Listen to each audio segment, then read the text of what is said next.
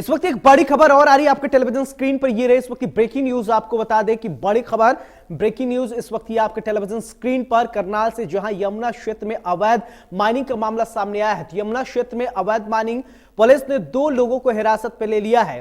तो ये बड़ी जानकारी आप तक पहुंचा रहे हैं। जांच के लिए मौके पर पहुंची थी माइनिंग की टीम।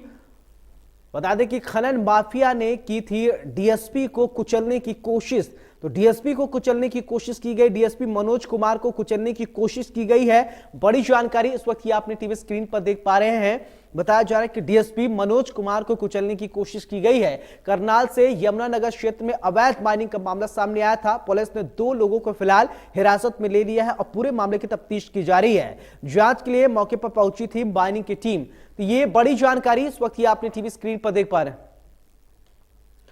तो आपको बता दें कि एसडीएम और डीएसपी की अगुवाई में चलाया गया अभियान खनन में शामिल कई वाहनों को किया गया है जब्त।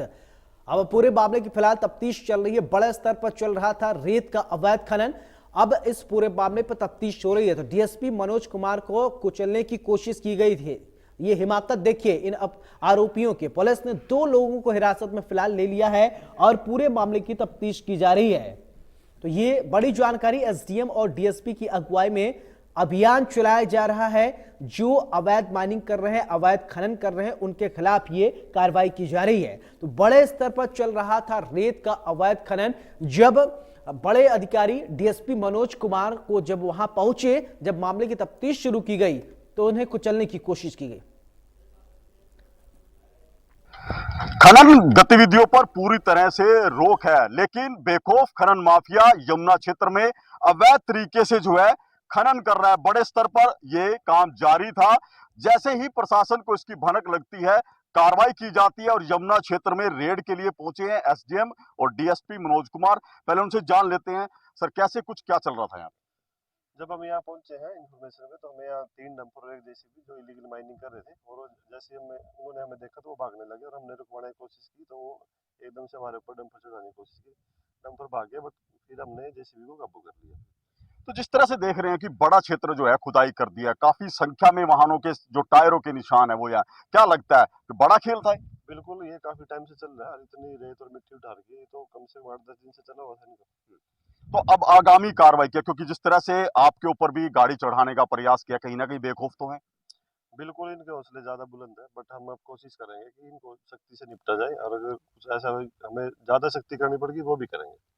तो कुछ लोगों को यहाँ पूछताछ के लिए काबू किया गया, कुछ व्हीकल वगैरह पकड़े गए हैं? बिल्कुल, जेसीबी है, 2 इनकी मोटरसाइकिल है, और एक इनका जो ओनर है वो भी हमने काबू किया।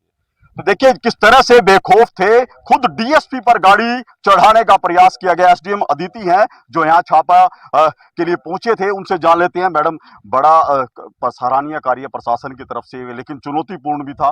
कैसे क्या स्थिति रही है पूरी? देखिए, जैसे ही हमें सूचना प्राप्त हुई, हमने गुप्त रूप से हमने और डीएसपी साहब ने यहाँ पर रेड किया। तो यहाँ पे एक जेसीबी उस समय पे चल रही थी और 3 डंपर भी थे मौके पे।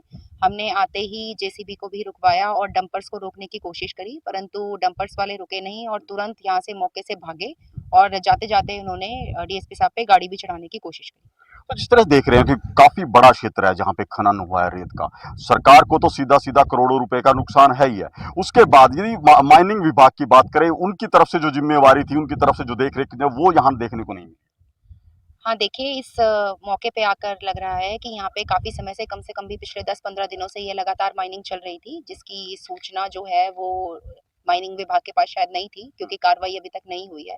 माइनिंग की टीम अभी मौके पर आएगी और जो भी यहाँ पे अवैध खनन किया गया है उसका पूरा एस्टिमेट बनाकर उसकी पूरी पेनल्टी जो है इसके ओनर पे लगाई जाएगी। तो मैडम, एक बड़ी चुनौती है, जिस तरह से आप अधिकारी हैं, इतना रिस्क लेकर यहाँ पर आए, रोकने का प्रयास किया, लेकिन जिस तरह से उनके हौसले हैं कि कुचलने का प्रयास किया गया है, क्या मानते हैं कि बेखौफ है?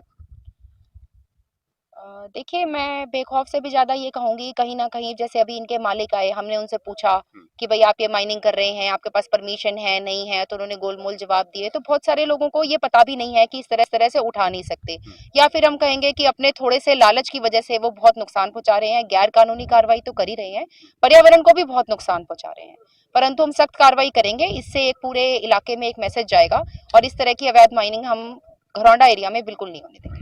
तो बिल्कुल ये कड़े शब्दों में एसडीएम अदिति ने कहा है कि इस तरह की अवैध माइनिंग चलने नहीं दी जाएगी। आप देख सकते हैं ये लाइव रेड है जो यमुना क्षेत्र के गांव भलेड़ा में हुई है, जहां पर डीएसपी मनोज कुमार और एसडीएम अदिति के नेतृत्व में टीम पहुंची थी। और जिस तरह से यहां पर ये अवैध खनन का खेल इतने बड़े स्तर पर चल रहा था, क्योंकि करोड़ों रुपए के राजस्व का चूना यहां लगाया जा रहा था, बड़े स्तर पर रेत की जो माइनिंग हो रही थी, कुछ व्हीकल्स को यहां से पकड़ा गया जो अवैध खनन में संलिप्त थे। अब कार्रवाई की जाएगी और कड़े शब्दों में चेतावनी दे दी गई है कि जो भी खनन माफिया है उसको ये चुनौती है कि वो ये काम नहीं करें, नहीं तो प्रशासन उनके साथ सख्ती से निपटेगा। करनाल से महेंद्र सिंह, इंडिया न्यूज हरियाणा।